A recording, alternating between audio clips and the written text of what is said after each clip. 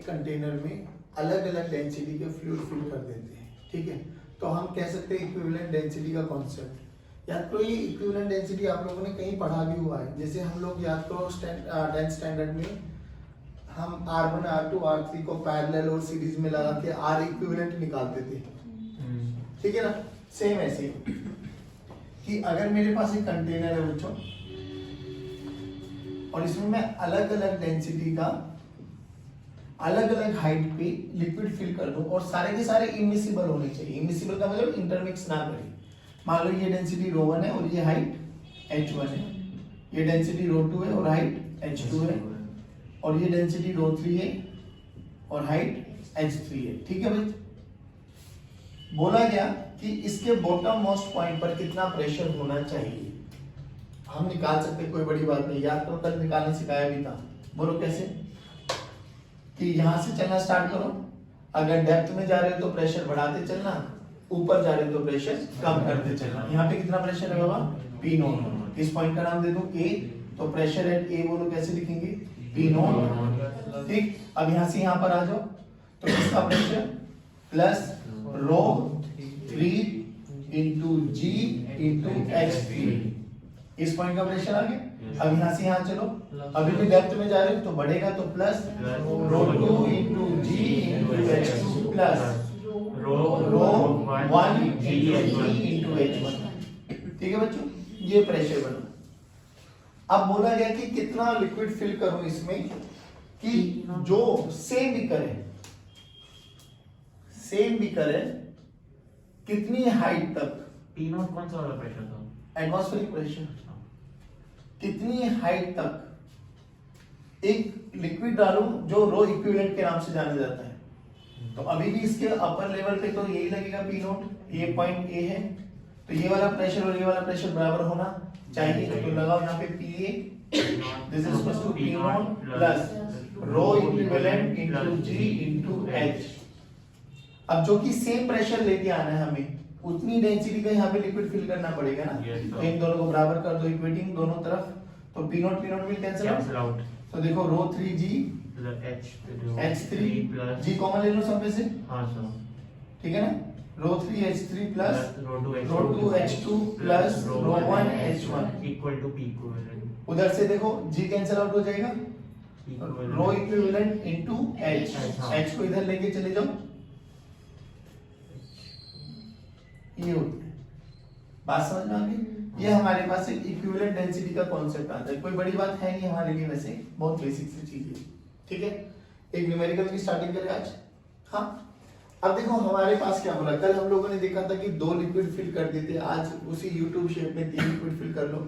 फिर हम बात करेंगे एक्सेलरेटेड लिक्विड वाले, कि अगर एक कंटेनर को लेके हम एक्सेलरेट कर दें वर्टिकली ऊपर, जैसे याद करो काइनेमेटिक्स में हम लोगों ने वो पढ़ी थी, लिफ्ट ऊपर जा रही है नीचे जा रही है, तो एक बार हमें हैवी फील हो रहा था, एक बार हमें लाइट फील, है ना, सेम कुछ वैसा से ही पढ़ने वाले हैं हम लोग। और पहले एक न्यूमेरिकल करते हैं, सब बच्चे हेल्प करेंगे। हाँ, कि हमारे पास एक यू ट्यूब की शेप है ये, और इसमें ना बच्चों हमने क्या किया, 3 लिक्विड फिल कर दिए, यहाँ पे वही स्टॉपर लगा दिया हम लोगों ने, वही नॉब, ठीक है। यहां पर h हाइट पर यू कैन सी एक लिक्विड फिल किया जिसकी डेंसिटी रो थी, इसमें h लेंथ ही है इसकी, हाँ, h लेंथ में एक लिक्विड फिल किया जिसकी डेंसिटी 2 रो थी, और इसमें h हाइट तक ही एक लिक्विड फिल किया जिसकी डेंसिटी 3 रो थी। समझ में आ गई। हमने क्या किया, 3 अलग अलग लिक्विड इसमें स्टोर कर दिया, मतलब रोक दिया हमने। ये अब जैसे मैं इन स्टॉपर को S1 और S2 को रिमूव करूंगा, बताओ क्या होगा। जैसे मैं इन स्टॉपर्स को रिमूव करूंगा तो बताओ क्या होगा, क्या ये लिक्विड अभी भी यहीं पे रुका रहेगा या शिफ्ट करेगा, कहां करेगा, तो भी हमें हायर से लोअर। और हमें एक चीज समझ में आती है कि हाइड्रोस्टैटिक लॉ को अगर हम एप्लीकेबल करना चाहते हैं तो हॉरिजॉन्टल प्रेशर में हॉरिजॉन्टल लेवल पे प्रेशर सेम रहना चाहिए। तो चुपचाप क्या करो, इस पॉइंट का नाम ए डाल दो और इस पॉइंट का नाम बी। सबसे पहले ऊपर एटमॉस्फेरिक प्रेशर लगा लो P0 और यहाँ पर भी P0। देखो अगर पीए और पीबी बराबर आ गया तो इनको रिमूव करने के बाद भी ये एज इट इज रहेगा, लेकिन अगर पीए पीबी में कुछ डिफरेंस आ गया तो फिर तो ये शिफ्ट करेगा। अब वो ए टू बी भी जा सकता है और बी टू, वो डिपेंड करेगा कि इसका प्रेशर ज्यादा है, जिसका प्रेशर ज्यादा होगा वो हाई से लो की तरफ शिफ्ट कर देगा। जल्दी बोलो पीए में लिखा हो जल्दी, पीए बोलो रो जी एच, पीबी बोलो सर पी नॉट फिर रो 3 रो जी है। ठीक है, देख के बोलो कौन प्रेशर ज्यादा है, सर पीबी बी प्रेशर ज्यादा। अगर बी प्रेशर ज्यादा है तो जैसे हम स्टॉपर्स को हटा देंगे ये वाला फ्लूइड ऐसे मारेगा ऊपर चढ़ेगा, डन है। अब ध्यान से देख, ये जो पहले वाला लिक्विड है ये तो एल लेंथ तक है बाबू, और इनको बोलते हैं हम limbs, arms. You can say ये आर्म्स लंबी है, ऐसा नहीं है कि सर जैसे करेगा आधा पानी बाहर निकल जाएगा, नहीं ऐसा मान के नहीं चलना है लोगों को, ऐसा मान के चलना कि अच्छी खासी आर्म्स है, वो उतना स्टोर कर सकता है, कोई दिक्कत नहीं। तो देखो जैसे ही अब हमें ये तो समझ में आ गया कि लिक्विड फ्लो करेगा B2A। चलो अब अगर B2A फ्लो किया तो देखो अब नया सिनेरियो क्या बना, जो ये पहले वाला लिक्विड है बाबू ये तो एज इट इज चला जाएगा ऊपर, इसकी तो एल लेंथ आई गई या एच, ये तो पूरा का पूरा रो आ गया, यहां तक एग्री करते हो। अब ये क्या करेगा, ये एक्स डिस्प्लेस होगा, जितना यहां से एक्स डिस्प्लेस होगा उतना ही एक्स ऊपर चढ़ेगा। सेकंड वाले लिक्विड की बात कर रहा हूं, सेकंड वाला क्या करेगा, अब यहाँ पे 2 रो आ गया, अगर यहां से यहाँ ये एक्स है तो यहां से यहाँ पे भी ये कितना शिफ्ट हो गया होगा, अरे बोलो भाई कितना हो गया होगा, तो बचा कितना होगा L माइनस एक्स, ये H था ना, तो ये कितना बचा होगा H माइनस एक्स। अगर ये वाला x इधर शिफ्ट हो गया तो ऊपर से कितना आ गया होगा x नीचे, तो ये कितना बचा होगा H माइनस एक्स। देखो ये तो पक्की बात है, ये वाला प्रेशर है ये, तो ये इसको पुश करेगा। मान लो ये यहाँ से इस वाले स्टॉपर से ये वाला लिक्विड x डिस्प्लेस हो गया, ये वाला सेकंड वाला, तो जब ये x आगे चला गया तो ये x ऊपर चला गया होगा, तो ये सेकंड वाला x ऊपर चला गया, ये पहले वाला यहाँ से यहाँ तक x शिफ्ट हो गया। तो अब इसमें यहाँ पे कौन लिक्विड आ गया, ये वाला x 3 रो वाला, इसका एक्सपोर्शन आया ना, हाँ, तो वो ऊपर से कितना नीचे आ गया होगा H माइनस एक्स, और इसमें कौन फिल हो गया ये x 2 रो वाला। बात समझ में आ गई, हाँ पक्की बात है। बस अब खत्म करते हैं यहाँ पे। इस पॉइंट पर प्रेशर अगर हाइड्रोल अभी रुक गया है तो हम कह सकते हैं कि ये must be equal to PV. अब बोलो यहाँ पे लिखवा सकते हो, बोलो यहाँ पे प्रेशर ले लो P नोट, बोलो P ये कितना हो गया, so P not plus rho G H plus rho G X. PV पे बोलो सब P not plus rho H minus X. अगर हाइड्रोस्टैट्स लॉ को फॉलो कर रहा है तो PA must be equal to solve for x आ जाएगा आंसर, नहीं है ऐसा, बहुत इजी। मैं ये कह रहा हूं अब इसमें कितने भी मिक्स कर दो यार, बड़ा कॉमन सेंस सा बात होगी। सिंपली प्रेशर निकाल लो, फिर ये देखो किसका प्रेशर ज्यादा है, प्रेशर ज्यादा है तो एक ऊपर चला जाएगा और एक नीचे आ जाएगा, बस सिंपल। किन्हीं भी उसी पॉइंट्स पर दोबारा से जब लिक्विड का आप लोग ये कर दो कि एक ऊपर गया एक नीचे गया, उसके बाद फिर दोबारा देख लो कि हाइड्रोस्टैट्स लॉ को फॉलो करना चाहिए तो प्रेशर सेम आना चाहिए, नहीं आया समझ, पक्की बात। देखो इसको अब हाइड्रोस्टैटिक्स लॉ इन पढ़ेंगे एक्सेलरेटेड लिक्विड में। अभी भी लिक्विड रेस्ट पर ही है लेकिन हम लिक्विड के कंटेनर को एक्सेलरेट करा रहे हैं, बस से उसमें लिक्विड फ्लो नहीं करेगा, लिक्विड का कंटेनर चल रहा है बस सिंपल। तो हम कभी उसको वर्टिकल लेके जाएंगे, कभी हम उसको हॉरिजॉन्टली मूव करेंगे। अब मुझे एक बात बताओ, जब भी एक्सेलरेटेड फ्रेम आ जाएगा तो अपन को क्या यूज करना था, सूडो। जब भी एक्सेलरेटेड फ्रेम आ जाएगा तो हमें क्या यूज करना होता है, सूडो। तो सूडो फोर्स का मैग्नीट्यूड और डायरेक्शन बता दो बस। हाँ, अगर मेरा फ्रेम मतलब जहां से मैं देख रहा हूँ, ऑब्जर्व कर रहा हूँ, उस फ्रेम की एक्सेलरेशन अगर इस डायरेक्शन में a है तो लेफ्ट जाएगा, तो जिसको आप ऑब्जर्व कर रहे हो उसका मास मान लेते हैं m, तो जो सूडो फोर्स लगेगा वो इस एक्सेलरेशन के ऑपोजिट लगेगा। मैग्नीट्यूड जिस मास को ऑब्जर्व कर रहे हो वो magnitude into acceleration of the frame m into a, और centre of mass of the system पे एप्लीकेबल होता है सूडो का कॉन्सेप्ट। सूडो कब यूज करेंगे? जब हम एक्सेलरेटेड फ्रेम में बैठ के चीजों को ऑब्जर्व कर रहे होंगे। अब देखो मेरे पास एक कंटेनर है बच्चों, एक कंटेनर है, इसमें h हाइट तक मैंने एक फ्लूइड फिल कर दिया। सिंपल। ए पॉइंट पर बताओ डेंसिटी रो मान लेता हूं, बताओ इस पॉइंट पर प्रेशर कितना हो गया? P not plus rho G H. अभी मैं, ये मेरा कंटेनर रेस्ट पे था बेटा, तो रेस्ट पे था तो मेरा इनर्शियल फ्रेम है, मैंने बहुत इजीली इसको ऑब्जर्व कर लिया। ये सब चीजें कैसे आई थी याद है ना आपको, कि हमने यहाँ पर एक लिक्विड सिलेंडर माना था। लिक्विड सिलेंडर के हर फेस पर हम लोगों ने बोला था कि अगर ये रेस्ट पर है तो इस पे एफ नेट 0 होगा। एक एफ इधर लग रहा था एफ ए, एक इधर लग रहा था एफ बी, है ना, याद आ गया आपको? Yes, sir. और इसका mg खुद भी नीचे लग रहा था। Yes. तो नीचे वाले फोर्सेस को ऊपर वाले फोर्सेस के साथ इक्वेट करके एफ नेट 0 करके ये हमारे पास हाइड्रोस्टैटिक फ्लो आ गई। चलिए अब अगर मैं इसी कंटेनर को बच्चों, अगर मैं इसी कंटेनर को एक्सेलरेट कराऊं अपवर्ड डायरेक्शन में, ठीक है, इसी कंटेनर को मैं एक्सेलरेट कराऊं अपवर्ड डायरेक्शन में, तो अब इस पॉइंट के प्रेशर के बारे में क्या ख्याल है? क्या वो प्रेशर अभी भी सेम रहेगा, बढ़ जाएगा या घट जाएगा? Let's check it out. मैंने इस फ्रेम को एक्सेलरेट कराया बेटा ऊपर, ठीक है, चलो अब क्या करें सर? अभी भी वही, पहली बात तो एक्सेलरेटेड फ्रेम है तो क्यों ना इसी फ्रेम में बैठ जाऊं, और इसी फ्रेम में बैठ जाऊंगा तो क्या लगाना पड़ेगा? सूडो। अभी भी एक लिक्विड सिलेंडर ही अज्यूम कर लो, मान लो ये लिक्विड सिलेंडर है हमारे पास, ठीक, जिसका area of cross section A है और ये हाइट हम लोगों ने h माना है, ठीक है बच्चों।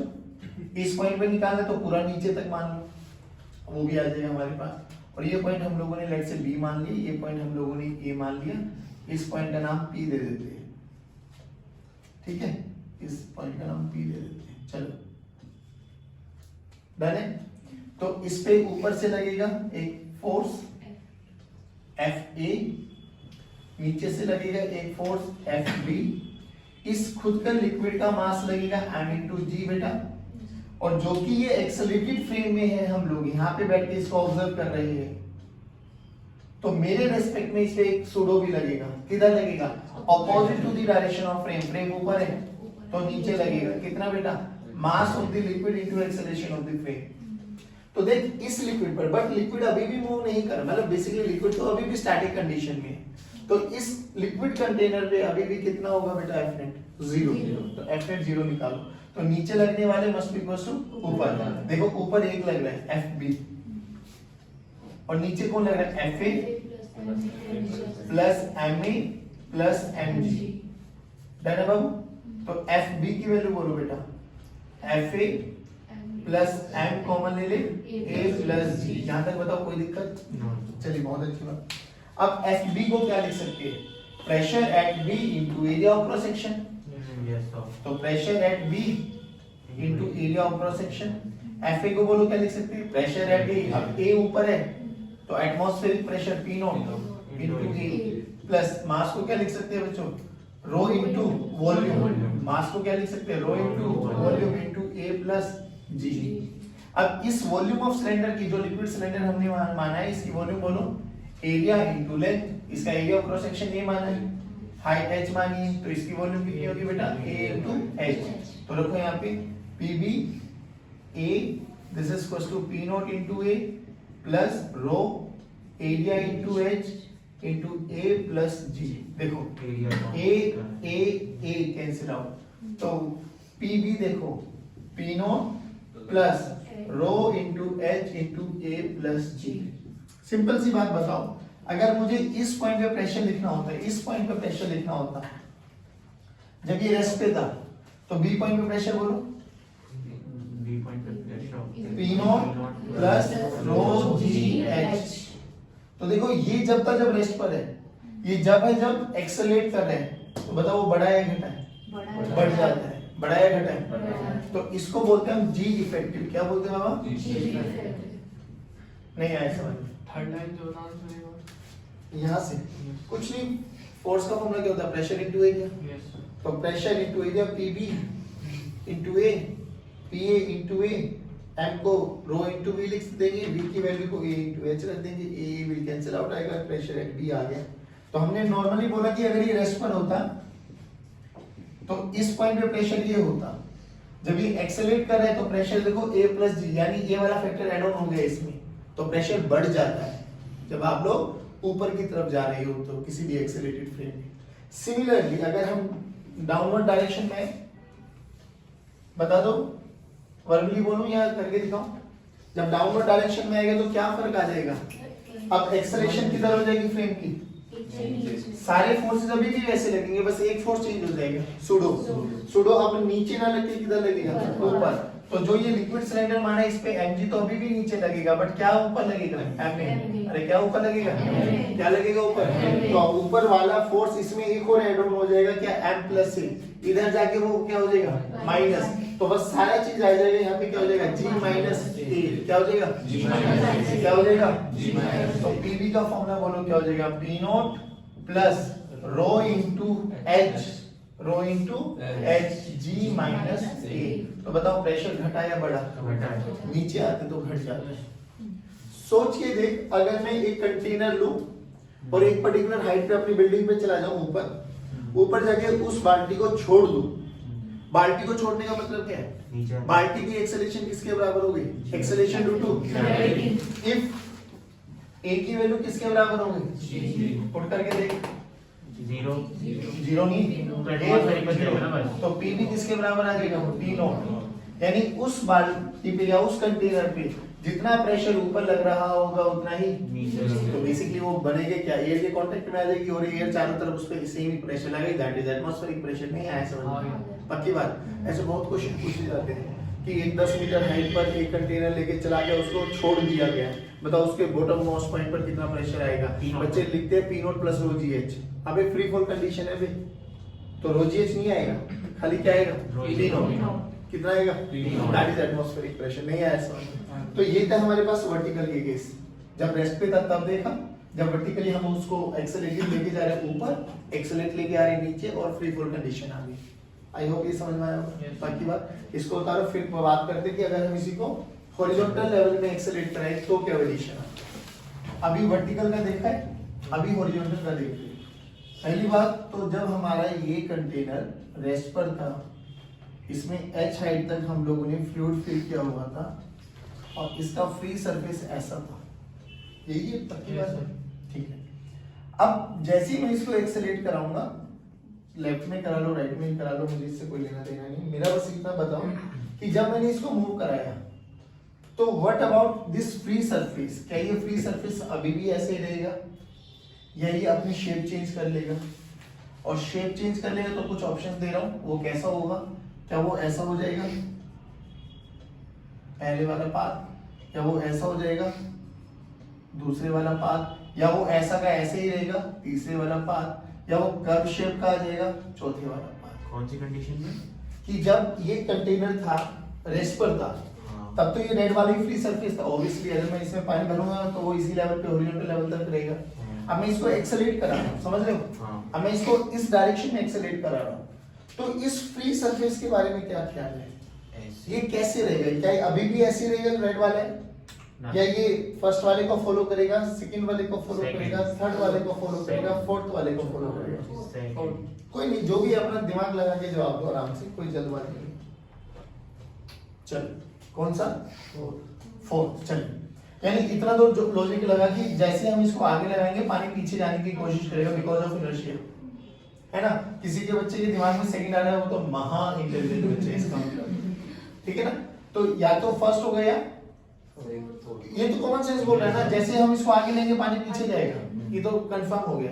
नहीं तो सुबह सुबह आजकल तो नहाते नहीं होंगे तुम लोग, बाकी जब कभी नहाने का मौका मिले ना, कभी भी जब तुम्हारा मन करे तो बेसिकली तुम टब वगैरह में बाल्टी वगैरह में पानी भर लेते होगे, बाल्टी को बस ऐसे खींचना तो यू विल रियलाइज कि पानी पीछे की तरफ जाता है एकदम, है ना, ऑब्जर्व करना। तो या तो ये होगा या ये होगा, करेक्ट आंसर तो ये है, बाकी इसको प्रूव भी कर लेते कि ऐसा क्यों होता। चलो अब जब हम वर्टिकल डायरेक्शन में लेके जा रहे थे तो हम लोगों ने वर्टिकल कॉलम बनाया था, हॉरिजॉन्टल में लेके चले तो हॉरिजॉन्टल कॉलम बना के चलो। कि अगर मैं यहां पर एक मान लो कि एक हॉरिजॉन्टल लेवल पे सिलेंडर बनाया मैंने, ठीक है बच्चों, ये x बनाया मैंने और ये बहुत इंपॉर्टेंट भी है, ध्यान से सुनना इसलिए कह रहा हूं।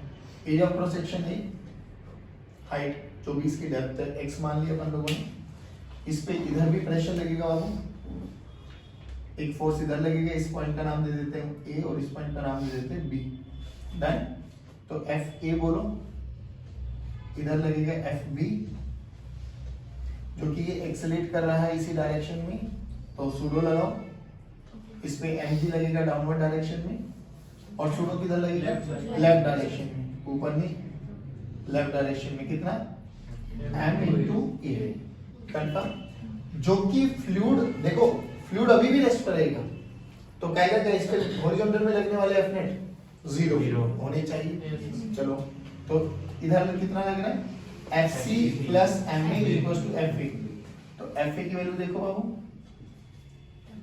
FC प्लस ये FB है ना, FB plus M into A, perfect. अब FA को क्या लिख सकते हो, pressure at A into area of cross section, pressure at A into area of cross section, this is equals to pressure at B into area of cross section plus m into A। मास, इस वाले container के मास को कैसे लिखे, रो into V, रो into V, रो into volume होती है ना, तो m को क्या लिख सकते हैं, रो into V, और V को क्या लिख सकते हैं, area of cross section into length AX। रखो यहाँ पे P at A, P is equals to P at B into A plus row into A into X into A, तो P at A is equals to PB plus row x A। देखो कितना बढ़िया question आया, यानी जैसे आप accelerate कर रहे हो राइट में और आप चल रहे हो लेफ्ट में, तो यू विल फील कि A से B से A तक प्रेशर इंक्रीज कर रहा है। देखो ध्यान से, A का प्रेशर PB के प्रेशर से रो x A ज्यादा है, यानी PA minus PB, this is equals to rho into x into a। यानी अगर आप हॉरिजॉन्टल में एक्सेलरेट करा रहे हो तो एक्सेलरेशन के ऑपोजिट प्रेशर बढ़ता जा रहा है, और कैसा बढ़ता जा रहा है, लीनियरली बढ़ता जा रहा है। नहीं आया समझ में, पॉइंट नंबर 1 ये तो समझ में आया। अब ये समझ में आ गया तो देखो सूडो का कोई भी कंपोनेंट वर्टिकल डायरेक्शन में नहीं लग रहा, तो वर्टिकल डायरेक्शन में भी हाइड्रोस्टैटिक लॉ एट रेस्ट को फॉलो करेगा वो। अब अगर हाइड्रोस्टैटिक लॉ एट रेस्ट को फॉलो करेगा और ये हमें समझ में आ गया कि एक्सेलरेशन के ऑपोजिट डायरेक्शन में प्रेशर बढ़ता जा रहा है, बट सर बात तो ये कि शेप कैसी ले, कौन सी शेप लेनी चाहिए। चलो अब शेप के बारे में देखते हैं। अभी मैं ऐसे मार्क कर देता हूँ, ये पॉइंट सी और ये पॉइंट डी। बाद में देख, अभी ये मैंने मान लिया, बट मैं बोल सकता हूँ P at C is equals to P at D। क्यों? क्योंकि अभी भी दोनों एटमॉस्फेरिक प्रेशर की कांटेक्ट में है। मुझे नहीं पता कौन सी हाइट कितनी जाएगी। मान लो यहाँ से यहाँ तक की हाइट है y1 और यहाँ से यहाँ तक की हाइट है y2। मैंने मान लिया, क्योंकि ये तो पक्की बात है इस पॉइंट का प्रेशर ज्यादा है, इस पॉइंट का प्रेशर, और हॉरिजॉन्टल लेवल पे प्रेशर को मेंटेन करना पड़ेगा, नहीं तो पानी फ्लो करना स्टार्ट कर देगा, और पानी को तो फ्लो कर ही नहीं सकता क्योंकि कंटेनर फिक्स है, कंस्ट्रेंट है ये तो इसको क्या करना पड़ेगा, इसको कहीं ना कहीं अपनी हाइट को ही बैलेंस करना पड़ेगा। अब वो हाइट के बारे में बात करते हैं। सिंपल सी बात बताओ मुझे, देखो यहां से इस बी पॉइंट का प्रेशर लिख सकते हो, बोलो कितना, PB this is equals to PD, pressure at D लिख लेते हैं अभी, है बाद में P नोट लिख देंगे, pressure at D plus rho G/1, rho G/1, पक्की बात है। अब इसका लिखो P at A, PC plus row G/2। ये सत्य है क्या कि pressure at A is greater than pressure at B? ये तो सत्य है कि pressure at A is greater than pressure at B। पक्की बात है ना? हाँ पक्का है तो। और ये भी सत्य है कि pressure at D must be equal to pressure at C, बिल्कुल सेम है। तो ध्यान से देख, PC और PB की वैल्यू निकालना से, PD की वैल्यू देखो, PB minus rho G/1, PC ये PD है ना, हाँ this is PD and this is PC। PC क्या गया, PA माइनस रो G/2। ये दोनों को बराबर होना है क्योंकि दोनों ही एटमॉस्फेरिक लेवल पे है। ये बड़ा है कौन सा? ये वाला। ये बड़ा है, ये छोटा है। तो देख ध्यान से, मैं ऐसा बोल सकता हूं कि 4 minus A must be equal to 6 minus 3। Yes या नो? मैं क्या कहना समझा रहा हूं, समझने की कोशिश करना। न्यूमेरिकली ऐसा पॉसिबल हो सकता है। बड़ी वाली क्वांटिटी में से ये छोटी है, ये बड़ी है, ये छोटी है। अगर छोटी में से छोटा माइनस करें और बड़ी में से बड़ा माइनस करें तो दोनों बराबर हो सकते हैं। देख 4 और 6 में कौन छोटा है? 4। 3 और 1 में कौन छोटा है? 1। तो छोटी में छोटा माइनस किया और बड़ी में से बड़ा माइनस किया, तब जाके दोनों बराबर आ सकते हैं। कोई मुश्किल? तो ये पक्की बात है, PA is greater than PB। तो अगर इसको बड़ा होना है तो Y2, देखो रो और G तो कॉमन है, तो Y2 should be greater than होना चाहिए, नहीं तो पॉसिबल है ही नहीं आया। तो पक्की बात ना, यानी इतना तो समझ में आ गया कि इनके प्रेशर को मेंटेन करने के लिए इसको ऊपर होना पड़ेगा, Y2 को बड़ा होना पड़ेगा। ये तो सच्ची समझ में आ गई। पीडी और पीसी तो इक्वल। हाँ, भाई इनको मेंटेन करने के लिए इसको ऊपर होना पड़ेगा, क्योंकि अभी हॉरिजॉन्टल लेवल पे इसका प्रेशर ज्यादा है ना। तो इसको मेंटेन करने के लिए क्या करना पड़ेगा? इसको ऊपर होना पड़ेगा। ये समझ में आ गया। चलो अब कुछ भी मत करो बेटा, जो ये इक्वेशन है ना,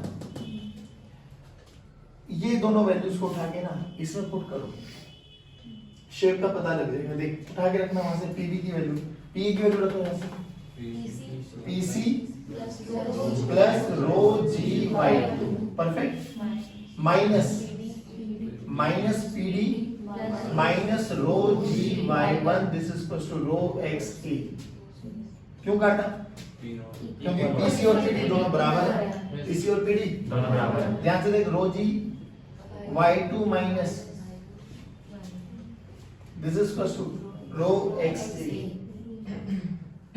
अब y2 माइनस y1 समझ में आ गया क्या है? कि बेसिकली वो चेंज जो ये जितना ऊपर जाएगा, नहीं आया समझ में? अरे y2 माइनस y1 क्या है? वो वाला चेंज जितना इसको ऊपर जाना। भाई दोनों सेम तो नहीं हो सकती, जाना पड़ेगा इसको ऊपर। तो मान लो ये हाइट है y, ये हाइट है, तो ये y2 मानो ना। अब तो ये y2 में से y1 का ये बना y, है ना? अरे बोल भाई। Yes, तो y लिख दो इसको, this is equal to x a by g। अब ध्यान से देख बाबू, इट्स अ yx का वेरिएशन, yx का वेरिएशन है। तो y और x की मैक्सिमम पावर कितनी है? 1। तो ग्राफ कैसा बनेगा? Straight line. नहीं आया समझ में? पक्की बात है, डन। अब इसको ना बहुत इंपॉर्टेंट रिजल्ट है, ध्यान से सुन। y बाई x क्या बना? स्लोप। y बाई x क्या बना? स्लोप। भाई अगर y और x का वेरिएशन देख रहे हो तो y बाई x क्या होता है? स्लोप। और स्लोप को क्या लिखते हो? tan theta. क्या लिखते हो? tan theta. अब एक रिजल्ट याद करो, बहुत सिंपल सा रिजल्ट है, रिजल्ट याद होना चाहिए आपको। एक छोटी सी पॉइंट बताता हूं कि कोई भी पार्टिकल जब फ्री सरफेस पर है, क्या ये आगे पीछे ऊपर नीचे हो, आगे पीछे होगा क्या? नहीं, ये ऐसे ऐसे नहीं हो सकता, क्योंकि ऐसे ऐसे होगा तो हॉरिजॉन्टल लेवल में, मतलब इसके फ्री सरफेस के अलोंग वो फोर्स लग गया, फोर्स लग गया तो ये मूव करना स्टार्ट कर गया। बट फ्री सरफेस पे तो कोई भी पार्टिकल मूव, ध्यान रखो। तो मैं क्या बोल रहा हूं कि फ्री सरफेस पर सरफेस के along with respect to container, दोबारा सुनो, फ्री सरफेस। अब ये फ्री सरफेस हॉरिजॉन्टल हो, इसकी हर बात में कोई गारंटी नहीं है, क्योंकि देख जैसे ही मैंने इसको एक्सेलरेट कराया तो फ्री सरफेस कैसा बन गया। अगर मैं इसको ऐसे एक्सेलरेट कराऊंगा फ्री सरफेस कैसा बन गया? ऐसा। अरे हाँ है ना, बोलो। अगर ऐसे कराऊंगा तो ऐसे बन जाएगा, नहीं आया? तो फ्री सरफेस पर सरफेस के अलोंग जो पार्टिकल सरफेस पर है, सरफेस के अलोंग उस पे नेट फोर्स हमेशा क्या रहेगा? विद रिस्पेक्ट टू कंटेनर, क्योंकि अगर जीरो हुआ तभी वो उसी पॉइंट पर रहेगा, नहीं तो ये आगे पीछे मूव करना स्टार्ट कर देगा, है ना? अब ये बहुत बेसिक सा लॉजिक समझ, और एक प्रूफ देखते हैं, इसी को प्रूव करते हैं एक लाइन में। देखो क्या हुआ, मान लो मैंने इसको ऐसे एक्सेलरेट कराया, ठीक है भाई, ऐसे एक्सेलरेट करा रहा हूं, तो ऑब्वियसली फ्री सरफेस ऐसे आ जाएगा। कितने एंगल से शिफ्ट हुआ हमें कुछ नहीं पता, मान लो अल्फा। यहां पे एक छोटा सा पार्टिकल मान लो डीएम, छोटा सा पार्टिकल डीएम, तो हम डीएम के इसी के रेस्पेक्ट में चेक कर रहे हैं, तो इस पे एक फोर्स लगेगा, इसका मास मान लो डीएम, तो इस पे एक फोर्स तो लगा, नीचे कितना बेटा? डीएम इंटू जी, अरे बोलो ना। एक लगेगा सुडो किधर? अपोजिट टू दी एक्सेलेरेशन, कितना? डीएम इंटू ए, अरे बोल भाई। बट ये पक्की बात है, इन दोनों का नेट फोर्स क्या होना चाहिए? किसके अलोंग? सरफेस के अलोंग। चलो आओ सरफेस के अलोंग फोर्स कैलकुलेट करते हैं। ध्यान से देख, ये थीटा है, इसको अगर मैं नीचे डालूं तो ये क्या बन जाएगा? तो ये क्या बन जाएगा? 90 माइनस अल्फा। ये क्या बन जाएगा? ये अल्फा है तो ये भी क्या हो जाएगा?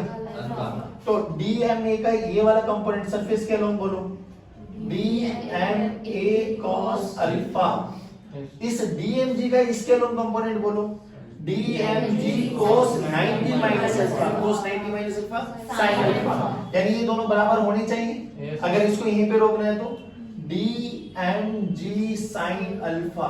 DM ने DM को ध्यान से देख, sin alpha into G cos alpha into A। sin alpha by cos alpha बोलो बाबा, A बाय G।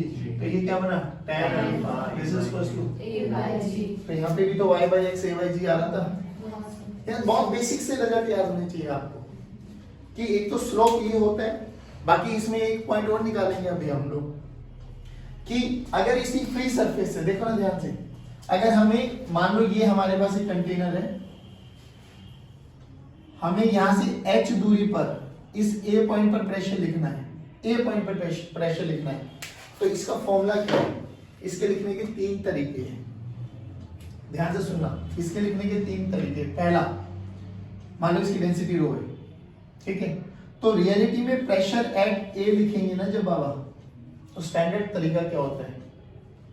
रो, अभी आप लिखेंगे G effective into H perpendicular to the free surface. ये फ्री सरफेस क्या बोला हमने? ध्यान से देख कि जब भी हम लोग कंटेनर में पानी भर देते थे तो हम H हाइट मानते थे ना बाबू, और वो H हाइट हमेशा perpendicular to the free surface होता था। ये स्टैंडर्ड रिजल्ट है, याद रखो। क्या कि किसी भी पॉइंट पे प्रेशर लिखना है तो क्या लिखेंगे? PA मतलब उस पॉइंट का प्रेशर, रो G effective into H perpendicular. Perpendicular का मतलब फ्री सरफेस। अब देख, इससे जब ये ऐसे एक्सेलरेट कर रहा है तो फ्री सरफेस अब ऐसा हो गया, तो इसका परपेंडिकुलर ये H ये H तो क्या करो, यहां से एक परपेंडिकुलर लाइन ड्रॉ करो ना, तो ये मान लो H डैश है, ये मान लो अरे सारे बोलो सारे बोलो, बात समझ में आए? तो ये वाला फॉर्मूला याद कर लो, कल इसके आगे कंटिन्यू करेंगे, ठीक है? चलिए, जय हिंद जय भारत।